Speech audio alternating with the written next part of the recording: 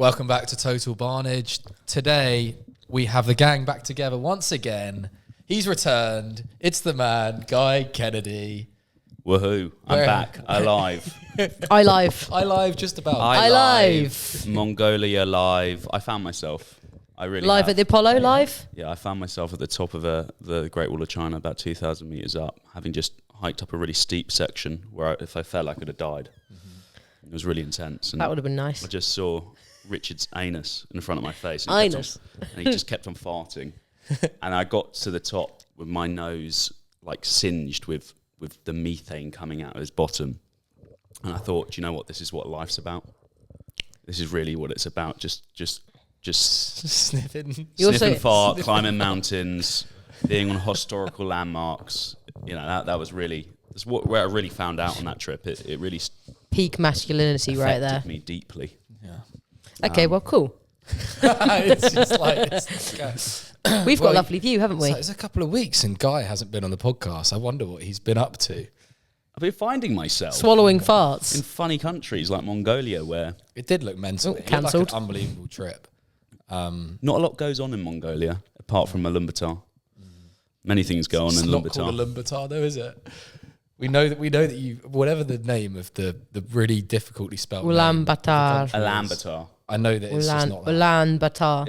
It's more like Ulaanbaatar, but everyone calls it Ulaanbaatar. Okay, sure. Yeah, sure. All those Ulaanbaatar. English speaking. Bombarasklap. That's what the Mongolese called it. I think. Mongolingdings. But they have an accent. Slight accent. Nearly as bad as like Scouse to understand. No, easier. Sharon. Much easier. Well, today, I mean, that's going to be one thing. So today, what we're going to be talking about actually is not Shagging. Guy, you know, good. sniffing farts. It's actually about the importance of community in gyms. And going on from the last episode that we talked about COVID, lockdown, how people maybe got into fitness, what the state of the fitness world online was kind of the building and the inception of Barn Gym coming out of COVID, and how you built a community and how you built, like this week, it's been amazing. Just, people come back in, the weather's good, and everyone's been loving it. Vibes are lit. Vibes have been high. Yeah, I think I mentioned before, like the statistics are like in the summer, people averagely come 0.64 times more per week. So, they're almost half a session, or we could round up. We could call it an extra session a week just because of the summer.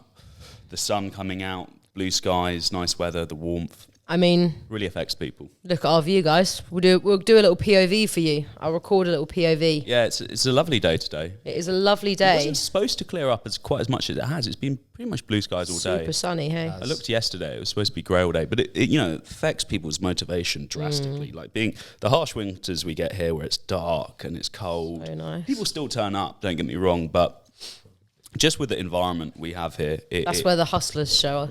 yeah, the hustlers show up in the winter, and then I don't know who turns up in the summer. They still turn up in the summer. They just come more in the summer. It's true, yeah. I don't know who these people are. They double hustle. They double hustle in the summer. Yeah. No, we get a few people who just don't come in the winter and then they just show up again. Oh, in the hello, summer. mate. Where have you been? Where have you been for the past 4 months? Oh, yeah, you're fair weather trainer. Just in the Alps. Yeah. I was actually warm weather training in Font-Romeu. So God's sake. in the mountains. Yeah, okay, so But go on. hang on. So, Go on, lad. we can't completely write off. So community, right? We're getting into it, yeah. And so how do you create community? Well, how do you create a really close-knit community very quickly is doing hard things together, right? Doing difficult, challenging things. Because it's one thing going to a pub and, drinking 10 pints could be quite challenging. But you're not really sharing a real memorable experience. But going to the gym and pushing your body to the limits and hitting a PB and having that endorphin release creates connection very well. Because you're all doing the same hard shit as the person next to you. So sport and exercise is a fantastic way of building connections. And emotion driven, so like, oh God, it's tough, or people all turning up at the same time in the morning. They have to get out of bed and they're turning up for the 7 a.m. slot. Whatever it is, it creates that community. And for instance, when I was doing the Great Wall of China, I was doing it with Richard, hence connection. You can really get an understanding of being out in the outdoors and doing something difficult together. There's a slightly different sort of connection I find you get, rather than us being in a pure gym and going for a workout.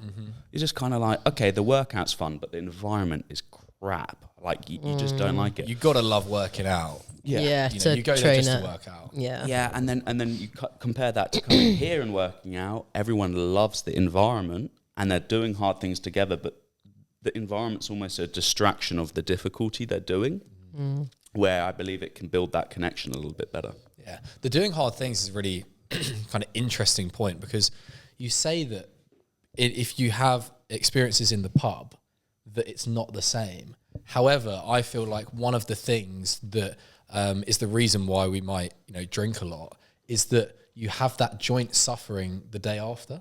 Yeah. I genuinely don't think that if hangovers didn't exist, I don't think there will be as much of a kind of camaraderie and just a joint like togetherness in drinking if people didn't suffer the day after. I think there's Interesting take. There's kind of like an implicit like buy that, right, we're going to go pretty heavy tonight, and then tomorrow we're all going to feel ropey, but we've all done it together. Yeah, and there's also that thing where it's quite nice to go for that breakfast all together the next morning, because you're all suffering together. You're like, oh, you're feeling rough. Yeah, me too. Yeah. Yeah, being hungover on your own. And it's kind of funny, isn't it? Yeah, it is. But yeah, being hungover on your own, distance from the people It's you went so out depressing. drinking, you're just like, what have I done to myself? I'm the worst human being on the planet. But when you kind of with the group of people, it makes it that much better. Pull each other up a bit more as well, but yeah.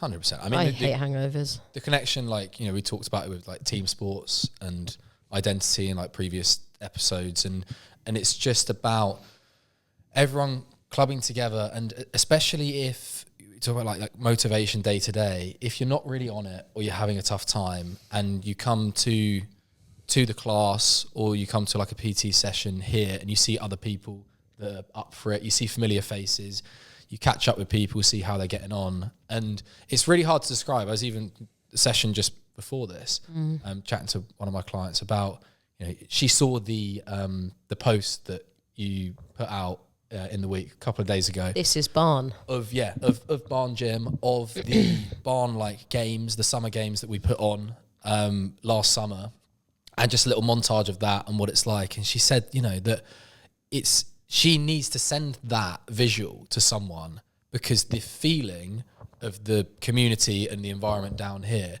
she wouldn't even know where to start to describe it, to like do it justice.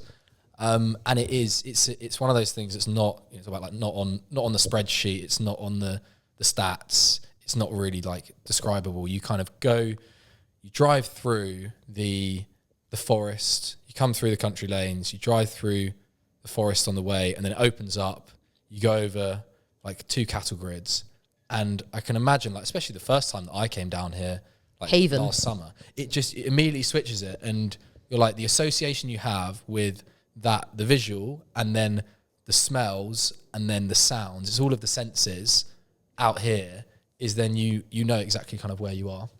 Yeah, it's that wow on arrival, which is very important for, that's what I've been trying to mind map together, is like what has created this community of recent, because it's very easy to kind of just say, okay, we can replicate this, but you need to know the kind of nitty gritty details of it. And that wow on arrival and the environment is a massive, like, it is the feature of the gym, right? Mm-hmm. And the location is so key. So, and for a lot of people, this is like a little haven for them outside of their work life, outside of their family. So coming here is a very special time of their week, even if they can just come once. It's a time for them, and it really just feels like you are away from everything else, and you can ignore all the noise. You don't hear cars, you don't really hear anything else other than cows and birds, etc. The wind blowing.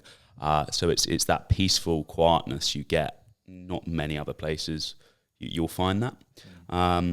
So environment, it's so key, and that in its sense, like, because of that being a bit secluded here, it enables people to relax, and then probably our attitude and the culture we've created. Well, I say we, but it's probably all originated from just my attitude around the gym being a bit more laid back. So weird. So weird, but actually, fuck you guys. It's fair enough. But it's I've built that into the culture rather than being super strict coach and like very diligent. It's a bit more like It's like chatting with friends, isn't it? yeah, you're chatting with friends, and like the culture is much more like you're talking to the clients as if they're mates, right? And that's what makes people feel comfortable. Also puts them at ease, exactly. Yeah. Yeah, and if you can turn up 5-10 minutes late, but something's better than nothing. We're not going to kick you out the gym. It's completely fine. Just warm up yourself and join in. Yeah. Having that little bit more of a laid back vibe about it just makes people feel, I don't know, good about the space, rather than all this pressure. I need to get there on the minute, on the dot. I need to do this. Oh, I can't say that. Sterile vibes. It's just being a bit more relaxed. Oh God, yeah, there are no filters here. No filters Probably a here. good thing that we're out in the countryside where no one can hear. Yeah, literally. But we also clock on it. There are some clients who aren't as kind of unfiltered as some of our other members, or as we can be with our members. And we also, I think, we clock when to kind of push and when to pull back and be a bit more professional. But yeah, I mean, language is a key thing, and it's having that laid back language, but never offending or being rude to someone. Yeah, exactly that. Exactly that. It's the way you say it, right? And some of the members might try and do it the way that we do it, but it's kind of difficult. And then Can you give an example?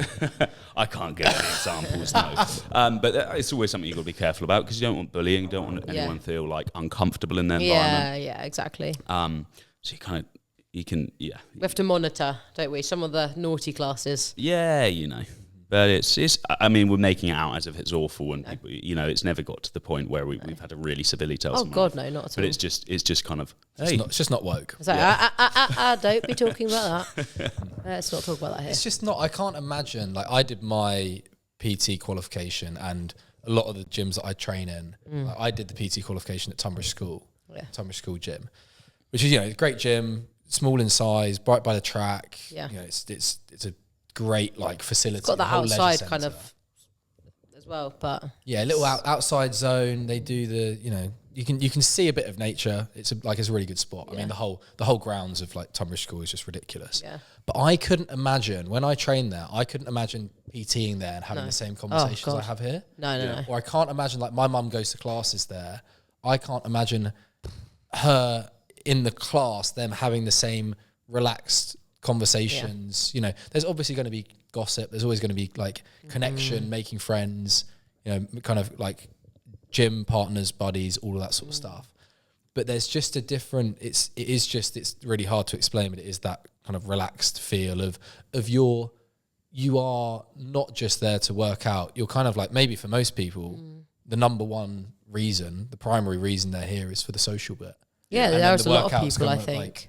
Is secondary to that. Yeah. Yeah, I think another benefit to that is that we have these kind of 3 spaces. So even if when we quite often have 3 PT sessions, we can have someone outside, someone in one gym and someone in another gym. So it enables the conversations to be very open. And no one else is eavesdropping in. And, we're quite good at picking, if a couple clients are friends, you can train and you can bounce off each other in conversations, which is great.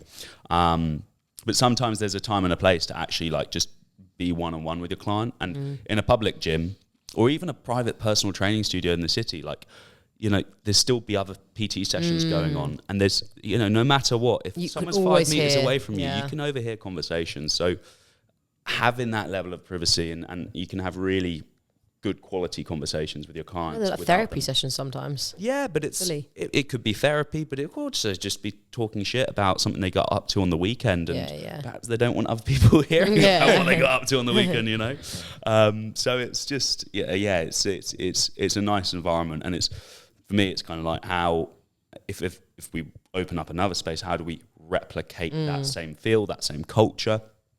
And those are kind of things that are really, really important to me. It's one, find the perfect space, make it a place where there's an emotion and an attachment and a feeling to it, and then embed the culture we have here. And that's if you can do that, fantastic. Yeah. Otherwise, it wouldn't feel like a barn gym. Can you go into that idea? You got the idea of place and space. place versus space. Like we went into it on, we kind of talked about the start of your, the gym, barn gym journey back in literally early episode 3. Yeah. If you want to give it a listen to understand kind of where, like, Guy, you came from through COVID. Talked about it briefly on there, but could you go into the difference between a place and a space? So space is, if I was to kind of just pick you up and plonk you in a field over there, that would be a space, right? There's no meaning or emotional attachment to that location. And many people, when they come to Barn for the first time, it is a space, right? It's a gym, but it's in a cool location, and perhaps we can create some emotional attachment. And when you get that emotional attachment to the space, it becomes a place. It's something you're familiar with, you have an understanding. So for me, this farm here has been in the family for 60 years. It's a massive place for me. There's so much sentimental value, so much purpose on this land for me. So this is very much a place. Now, but how can you get someone to have that association of a space to a place as quickly as possible? And that comes from community, a sense of belonging, people understanding you, emotional attachment, seeing some results, learning new things, building your knowledge, building a friendship group. Then that becomes a place, and it's something you're familiar with, you're comfortable with, and the faster we can kind of make that transition for it just being a space to a place for our clientele, it might be a week, it could be a couple months, it can vary from person to person, the more likely that they're going to stay on board with Barn long term. Many of the members here say that Barn's not a gym. It's more of a, it's a bit of a safe haven for them, or a place they come for a laugh and to unwind. So for me, that's very important, getting that transition from space to place as quickly as possible for the members coming here and feeling comfortable and understood, and feel that we can actually take care of their health and help them improve their fitness and their strength, etc. That's place and space. Yes, it's amazing, because it's not something that, I just don't think it's something that you get an experience in something like a commercial gym. The word commercial gym will always be thrown around here when someone comes for a consultation or the first time seeing the gym, is that, especially if you have the demographic here, you have a lot of people in their kind of 40s to 60s, and the majority either have been put off sport and exercise literally from school. Like, they'll say, I didn't like doing this because in PE I was out smoking behind the sheds, got told, was forced to do hockey, was forced to do football, was forced to do cross country. Everything seemed like a punishment. And it's amazing how that carries on all the way through into adulthood. Yeah. And it's only until, maybe a certain age or a certain thing happens in someone's life that they kind of revisit and come back to it. But then it's also like they've had an experience of maybe personal training or training in a gym where it is a space rather than a place a lot of the times. Like, it's all about the machines, it's all about the technique, and there's obviously a time and place for doing things right, and have a balance between that. But if that's the sole focus, there's not much emotional attachment to sets and reps and progressive overload, right? No. Unless you're really like in it, like proper gym identity. But most people aren't, right? Yeah. Most people aren't, and really they're just after the result. And then there's, I guess, with those gyms, if their sole focus is purely just the result, there's just a high churn rate. You get someone into that space, they get a result, there's a bit of emotion. Oh, okay, look, I lost my 2 kilos, or I've lost my 2 stone, whatever it might be, or I got stronger, I did my marathon. But then it's like, okay, well, I don't feel any belonging. I don't feel any emotional attachment to this space anymore. It's just, it's soulless. I'm gone. I've reached that goal. And that's the opposite of what we tried to do here. Those are just milestones along their journey. They get their goal, but then they stay because they feel involved with the community here. It's trying to seek more than just that milestone. you kind of keep setting them up, but it becomes the lifestyle. What was it like, Charlotte? What was it like for you when you first joined? So it was almost 4 years ago. Yeah. That you joined. I got a couple of numbers written down here just about kind of like size of society and environment and kind of like social circles. So I don't know if you're familiar with it's a number called Dunbar's number. Absolutely not. And basically it's in, you know, a kind of social psychology that you, back when, you know, maybe like hunter-gatherer societies or more close-knit societies, you would only really have a connection and a society of about 150 people. Mad. And It's a bit of a scale though, right? So like 150 is the optimal, but like it's like 100 to 220, 250? yeah, so it's like 100 to 250 is kind of like your meaningful contacts, let's say. So it's like you got your close circle, let's say five people is loved ones, 15 is good friends, 50 is kind of just more like outer circle friends, 150 is like meaningful contacts, which maybe is where that number like really kind of comes from. 500 acquaintances, and then maybe like, and it's like 1,500 people that you just recognize. We've currently got, you know, 120 to 150 class members with an extra 50 or so, you know, 50 to 75 PT members. Yeah, so it's around, I added it up in total, it's around 170 people currently coming consistently. It's about 120 people coming to classes and about 110 people consistently coming to classes and about 60 PT clients coming consistently. Okay, so yeah, so it's in and around that number. But I guess, Charlotte, when you joined, we didn't have as many members as we do now. No. What was the environment back then? Was it any different to it is now with like a, you know, smaller member kind of scope? It was still a very similar vibe in that the members that were consistently coming to classes were all quite pally with each other, and we still kind of had that community.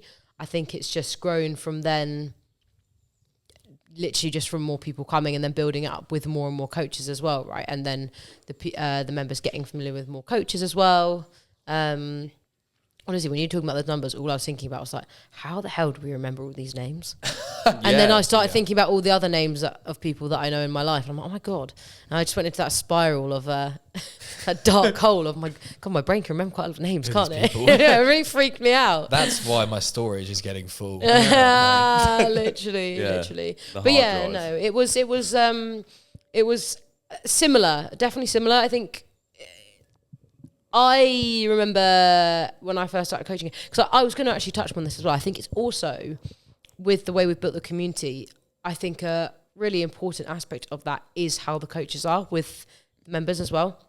I think we're all very different people, but we're all quite similar as well in the way that we converse with people and just like our kind of social skills. None of us are like awkward with people, I don't think. And I think that's a really important factor when drawing in new members of the community. Like you were saying earlier, just like not having that sterile environment. So I think as we built that up and kind of we had more coaches that were like-minded coming in with that, like, well, me coming in, and then we had it was Harrison after me, right? Yeah, obviously had Casper as well. There was even Sam there at a point. Yeah, Sam was, and then Alice as well before me. And then Alice was there. So, yeah, we had a few part-timers. But now, I mean, it's what? We got full-time, yeah. Yeah, we got kind of like 5 of us full-time and then a couple part-timers involved. Yeah, I think something I noticed on that, Charlotte, is kind of like, I guess at the start, the community was almost forced because the members were fewer.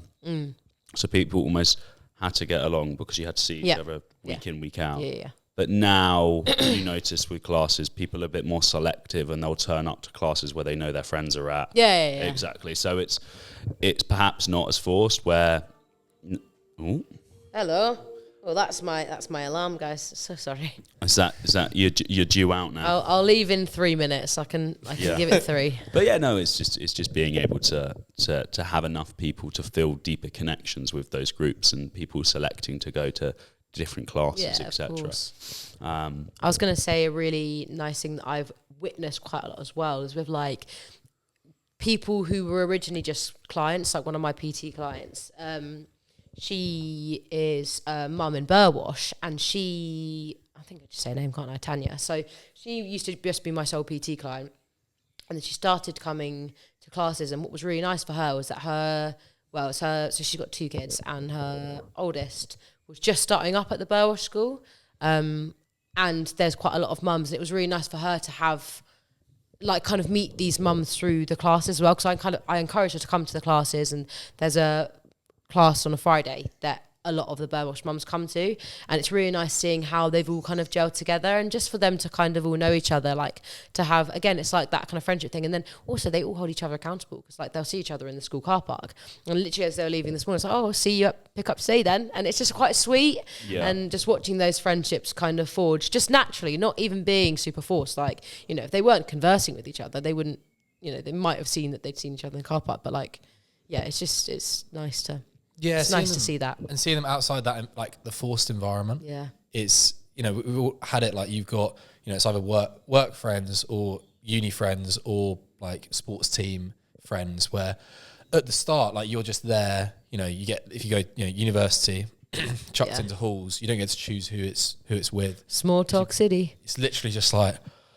okay, am I going to get along with those people? Yeah. Like, you know, you're figuring each other out, and you get to a point where you might like surpass that just like base level, just like break the barrier. Break the ice, break the barrier. Ice, that's it. Break the barrier. Hey, hi. Kick the barrier down. And you know, you might go and you'll see people in a different light as well. You know, you don't then maybe label them just as like uni mates, or, oh yeah, I play with them in a team. It's then my mate. You know, it's just my mate outside of work, outside of school.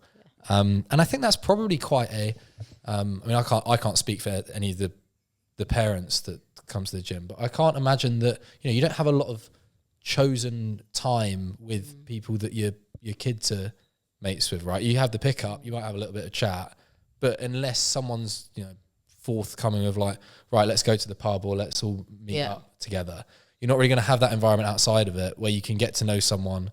It's like seeing a teacher outside of school. Yeah. Or something. Like you go, oh, what? They're a person? Yeah. And especially when they're like families that have like for example with Tanya and Alex, like they moved down from London, so they didn't really know that many people when they came down here. So it's nice for people who have kind of come to certain areas and not known people, and then just built that up from there. I always find it funny when I see members in public. Yeah, I'm they're like, like, you're not in shorts and a t-shirt. What are you doing out? Just get back to the farm, you bastard. You know? I'm like, no, I have life. I swear I have life. It's not a big one, but I do. To be fair, seeing you like when you go up to London dressed in like more, it's not even smart clothes, but it's maybe just like it's not even smart clothes. You're always like a hobo. Cargos and a you get your shirt on. It looks chuck really, a pair of Vans really on. Funny. Yeah, I mean, even for everyone it does. I mean, my life is spent in workout gear. I don't even work out. I don't even do it. I'm a massive fraud. Never worked out. It's actually a suit. Yeah, it's blown up. Yeah, you should measure his thigh with your hands. Measure your thighs. I think they're 24 or 25 inches. I measure them frequently. You know. Nice. That's great. Thanks for sharing. That was last measurement. You sure that's not the circumference of your head? No. It's like a TARDIS cylinder. The brain is massive and the head's really small. Wob, Megamind. Right, guys. On that note, Megamind. I've got a Go and have mega fun. dash. Get going. Skirt. Enjoy your cinema day. Should I do this? Yeah, don't kill anyone on the lanes. Wow. That was athletic. Goodness me, that was amazing. I'm going to take her position. All right, now she's gone. That's Get down to the nitty gritty. good riddance. I mean, quality of conversation. Good riddance. No. Well, you got sidetracked by Timbuktu there, but, you know, sense of community in the Western Sahara, in a mud hut city. Well, it's not. It's like a palace made of clay. It's quite impressive. Have you ever seen Timbuktu? I haven't, no. No, it's quite an impressive thing. But anyway, I've never been. Dad's been. Mm-hmm. He went because he said he just wanted to say he'd been to Timbuktu, but he said it's It's quite a long way to go just to say you've been there. Yeah, and you got to go Probably through just the go on- Sahara Desert and all Just go on sorts. GeoGuessr now. You just like kind of Yeah. hop on there. What's interesting, actually, I would like to get you pick your brains on this about community. I guess one thing like we have talked about it is about creating an environment that's a little bit more relaxed, and then people will come here naturally through the kind of marketing system. Like there's a lot of like word of mouth. Yeah. There's then your kind of meta ads now that people might come through, or maybe just like through the website, barn-gym.com.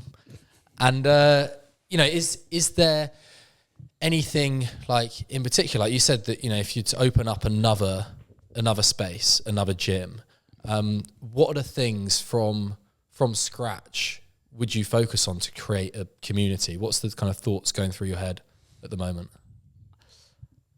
I think the most important thing is location, because it's that feeling you want to replicate of being like that. Wow, oh my goodness, this is cool. I really like this. Like I want to be here. And then secondly, it's like people and culture. So getting the right coaches in. I started the business not knowing anything about business, and then hired people I liked. And the reason I liked them is because they were similar to me in personality and how they were with people. And then that quickly taught me how important social skills were with clients. And then, so that's kind of like really important.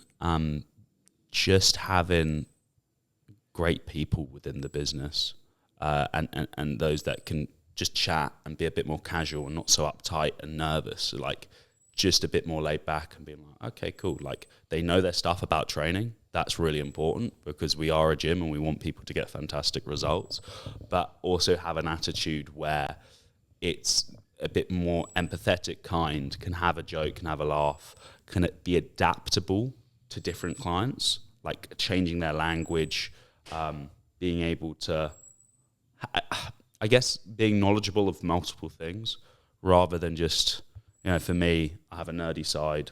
I've played sport. I'm into the training, I'm into going outdoors, into traveling. There's multiple things I enjoy talking about, so I can talk about those things with different people, much like you, much like Charlotte. It's important to be that sort of adaptable communicator.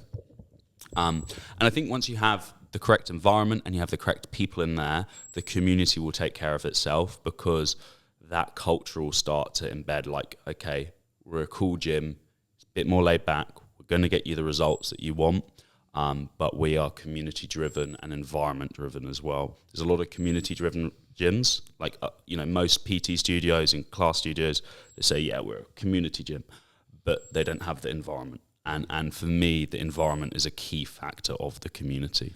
It's I don't think you can underplay the importance that an environment plays in absolutely kind of every single detail. I even notice on this pod, like we're now sitting in these chairs with a back, like we can rest back up against the chairs.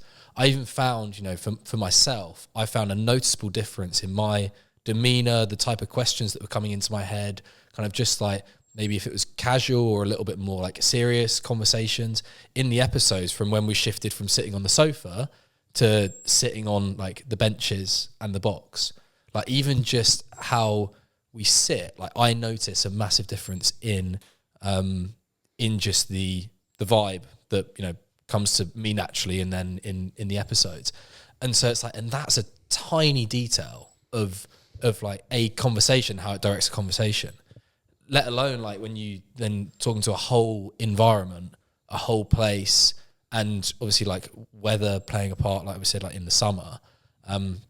It's just amazing how, to have that, the importance of the location and just nature. I mean, it's probably something like a lot of members will be working up in London quite a lot. Offices. And I just can't, I am so grateful for even my drive down here. It's like 45 minutes down the A21, but then you get to some country lanes and I have an association with some of the, you know, the media, the podcasts or the music that I listen to on the way there, is I'll then have a certain association like with those spaces. If I were to do, you know, a commute up to London, I just don't get that dynamic feel. Like it's way too static to me. Yeah, so it's amazing, like the, you know, how much environment like plays a part. Yeah, I've been doing some reading recently. Upton set me on it, and I forget the name of the person, but it's basically people who do research into environment psychology and how space and place can create tension or the emotion you might get subconsciously from being in certain spaces. So, for instance, what they often do is they put eye trackers on babies. So babies are kind of like completely innocent, uninfluenced, have no, you know, you put them in an environment they're either going to be feeling threatened by certain energies or intimidated, etc. So they basically take these babies and they'll put them in an office and they'll pick up what sort of emotion a baby gets from an office. Okay, put them in the house, they track, okay, so when it's looking at these certain things, it feels comfort and relaxed.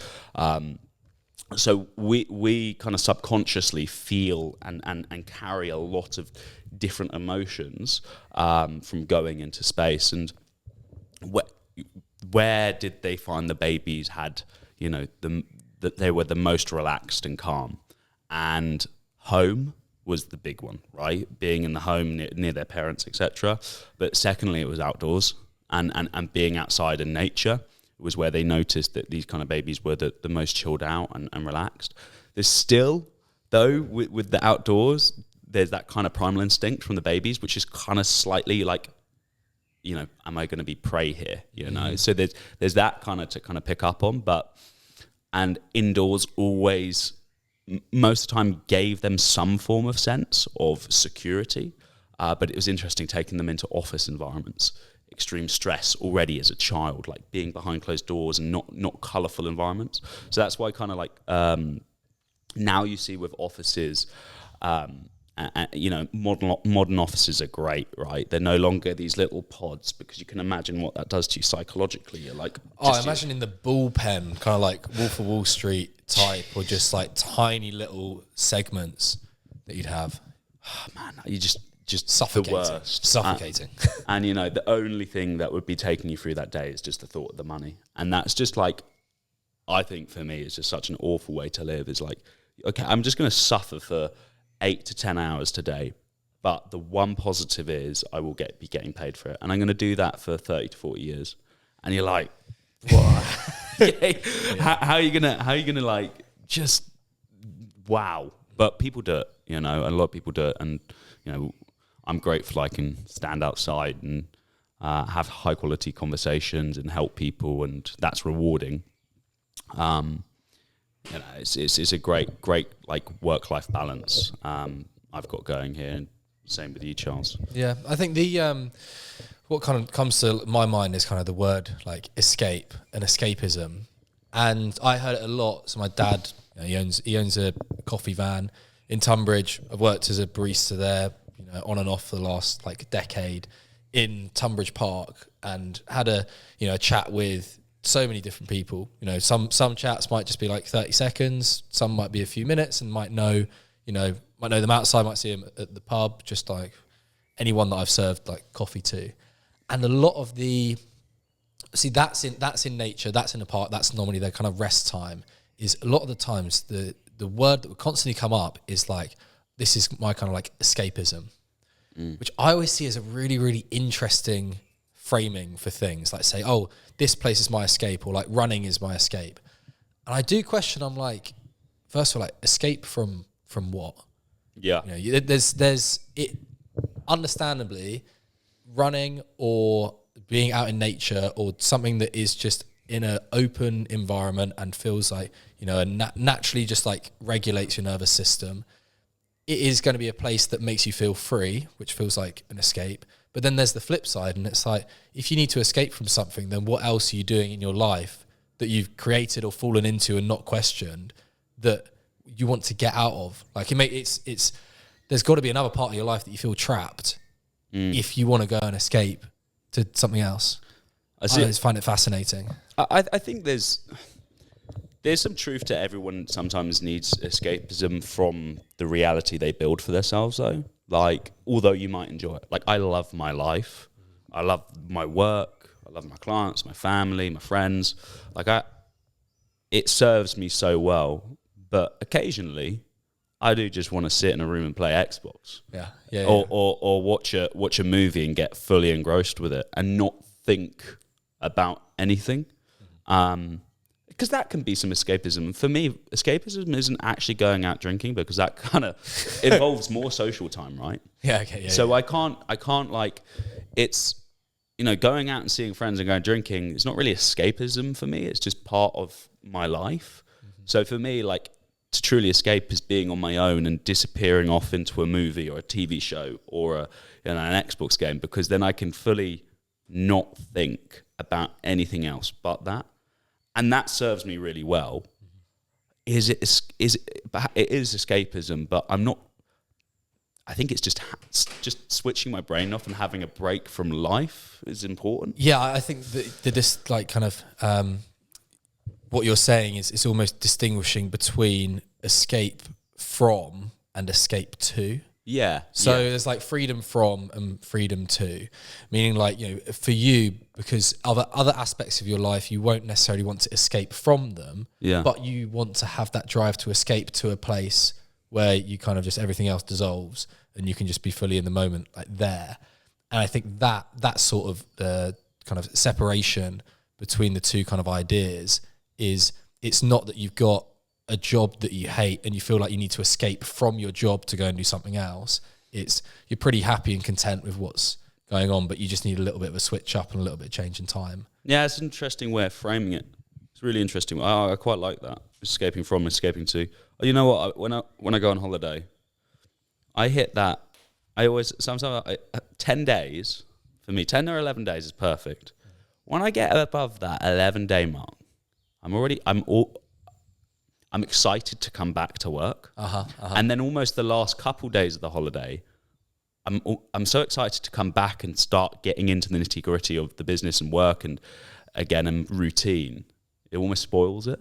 And it's a really weird thing, but for me, I found that there's this like 11 days is the perfect amount of time for me to go away, explore, switch off. But after that, I start to kind of crave my routine and coming back, and because I have a real sense of meaning here, right? Now I have a purpose and pursuing that, seeing progress in my life and helping other people. So escaping too, I can only do it for so long until I want to go back to where I came from. I'm similar. I think that's the kind of the idea of like the off season type thing. Like for me, is that at the end of the season, I'll probably have a period of it's at maximum like 2 weeks. Yeah. Until I'm like, right, I've had enough rest.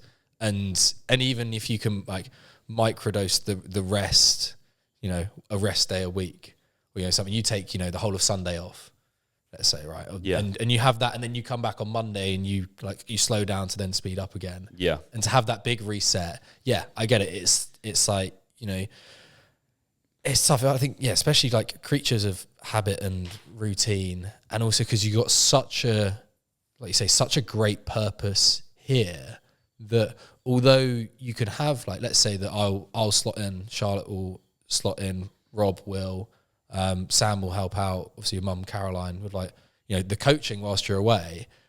You're also an integral part to this whole place and this business.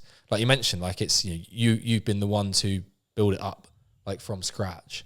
And so it's like, 10 days, like plenty. Yeah, exactly. You're kind of like, hopefully the barn hasn't set on fire since I've been gone. But no, I don't really think about that as much anymore when I'm away, because it's in safe hands. Previously, where it was a skeleton staff running when I was away, then there would be like texts coming and things are going wrong. But now, like the past year and a half, I'd say, there's no anxiety about traveling. I just kind of know that everything's going to be okay when I'm gone, which is good. That's what you want. Well, and also you're in a more dangerous place, the places that you go, going to Rio back end of last year, and then going and kind of scaling the Great Wall of China. Going to deeper Mongolia. There's genuine like, okay, am I going to be safe here? But no, it's fun. Yeah, no, it's. I like exploring, seeing other cultures, and experiencing other communities. I think you always have to kind of takeaways from holidays, and yeah, sometimes I go. I remember when I went to Rio, and we went out to Parati, and there was this really cool coffee place we went to, and just the design of their garden, they had like they had like the back end of a Boeing in there. Right. And you could go in and sit and have your coffee. That's and they had funky. these really obscure pieces scattered around, and really random, like some old dolls kind of like sat on a bench, and like a massive magnifying glass where if you turned it, but it was like really kind of cool rusted metal, and if you turned it right, you could burn the floor. And all these really unique things. And everyone in the town, like it wasn't a big town, but it was just out. It was about a 5-minute drive out of town in the countryside. It's rural, beautiful countryside setting. And everyone went for breakfast there. And that was like, people aren't coming here because it's convenient. People are coming here because it's a unique place, which is cool. And there's a community. And I could see the way the baristas were talking with the people coming in and their friends. And it's that community element they had created. And what they'd done, they didn't maybe they had the best coffee. I don't know. They probably did. It was a nice place. I don't drink coffee personally, but they had. You don't drink any hot drinks. They had great food, but it's the location was the key element of that business, and then the good staff came because it was a cool place, and the people came because the location was so key, and people are happy to sit there rather than having one coffee and going. They'd have coffee, breakfast, another coffee, smoke a pack of cigarettes, then have a few beers, and then they'd go out. You know what I mean? But they would spend some quality time there because of that place creation. So I always find it interesting seeing how different cultures create place, create community, and what can you learn from there and implement into this. So, I just come back from China, and I noticed food is everything. In China, the main principle that people follow there is, if food is on the table, the people are happy. That's their values, right? Because, we've got an event coming up on the 9th of May. And it's like a fitness competition. And I thought, okay, right, what else can we layer in to enable more people to feel involved in the community who can't compete, right? And that's kind of where I thought, do you know what? Why don't we have because we always put on a barbecue, but why doesn't everyone bring pieces of barbecue and then we rank it? Who has brought the best, veg, or the best steaks, or the best seasoned chicken, The best Richmond sausages. Yeah, never again, Charlie. So we'll have a barbecue competition, and we'll have a taste, and so then we're getting other people in the community who are perhaps a bit intimidated to do some of the fun fitness games we're going to do. And I mean, it's fun stuff. It's like tire flips and like hanging off the tractor for as long as you can, and like a treasure hunt across the farm, and like a far farmer's carry. It's kind of fitness, but it's a bit of fun focused. But then, getting other people involved in the community, bringing along food, which they can share with others. And it's that talking point. It's how we can kind of get a bit more close-knit. So that you can go on holiday and you can get pissed up and you can explore and you can have fun, but then there's always value to be taken from that and bring it back. And hopefully it goes well. I mean, whoever the judges are going to be, hopefully you're going to be eating a lot of food and it'll be quite fun. It's such a fantastic idea. I think it just highlights, it's so much more than just like the exercises and the competition. It's just an experience. And that was my first experience here. Like the first week that I joined last June, on the Saturday, we had the barn games, the summer games. And that was just like straight away, I was like, this place is, you can just see the community. And you got teams of 4. Some people had already selected their teams. That they've known each other for a while, or you think that they might have, but turns out they only know each other for like 6 months, but they just click and they spend time together and, like I say, suffer, but also achieve together and overcome things. I think it'd be great. 9th of May. Is this open to people that aren't gym members? Yeah, for sure. As well. If you want to come out and see what Barn's all about, more than welcome to. In Etchingham in East Sussex. Yeah, we're going to push members to bring some friends along. if they want to compete or if they just want to get involved with some Barbecue. drinks and barbecues after. Yeah, you know. No It'll be- judgment. I'm here for the barbecue. yeah. But Charlie, look, I've really enjoyed talking about community, but I'm about 15 minutes late for a call I need to make. Oh, right. Busy man. Yeah. But I forget that you run a business over here. I thought we would just kind of sit and have a chat. But look, I think we can elaborate on community more and more, and it's a fascinating topic, and how to create place. Yeah, I think getting Richard in, we're going to get Richard in on a future. Yeah, I Future think we can pod. get him in soon to talk about it because it's fascinating, and I mean that's 2 hours talking to him about community because he knows how to create places. That's what he's done. He's built tens of thousands of houses and locations. So that would be an interesting episode. Mm-hmm. Nice. But anyway, guys, thanks for listening in today, and I hope you've learned a thing or two about community and place and space creation. Thanks. Bye.